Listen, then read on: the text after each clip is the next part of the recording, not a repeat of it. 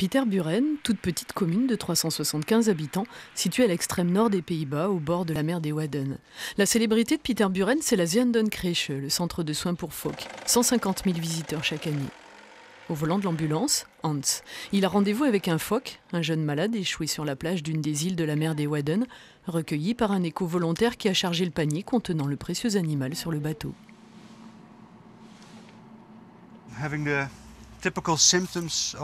Il a les symptômes typiques des vers qui parasitent la poitrine, avec du sang autour de la bouche. Il est très tendu, sa respiration est difficile. De retour au centre, un instant de pause pour satisfaire la curiosité des visiteurs.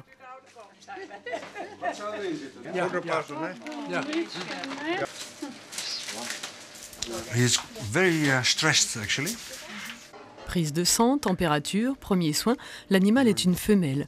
On lui met une bague numérotée et on la nomme pour faciliter son suivi. Pour saluer notre passage, elle portera un prénom français. Capucine, that's a beautiful name. Après les soins, la nourriture. Les premiers jours de la bouillie de poisson. Le procédé semble intrusif, mais il a l'avantage de les remettre vite sur pied.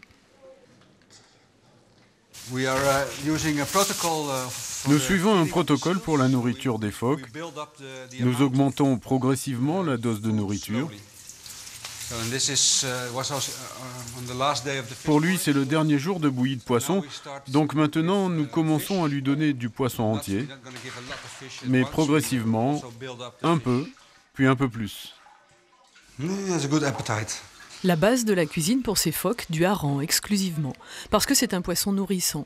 On compte ici 5 kilos par phoque et par jour, parce qu'il faut leur permettre de s'engraisser avant le retour en liberté.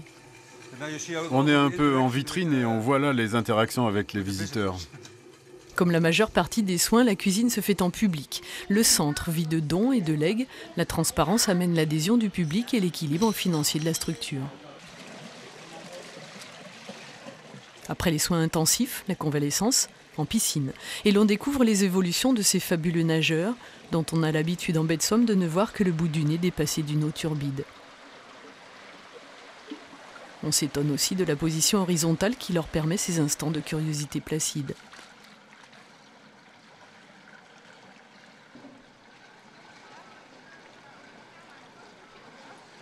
Des dizaines de jeunes viennent chaque année travailler ici bénévolement, originaires de toute l'Europe. La renommée du centre amène des visiteurs, mais aussi des bras. Les phoques sont des animaux sauvages. Alors, je ne les connais pas. J'ai travaillé avec les chiens, les chats, mais avec les phoques, c'est plus difficile. Et nous les aimons, mais ils ne nous aiment pas. Ils veulent être à la mer. Quand ils dépassent 30 kilos, les phoques retournent en mer. Quand le centre a été fondé il y a 42 ans, on n'en comptait plus que 200 ou 300 en mer des Wadden. L'espèce était menacée de disparition. Aujourd'hui, on recense sur le même territoire 6000 phoques veaux marins et 3000 gris.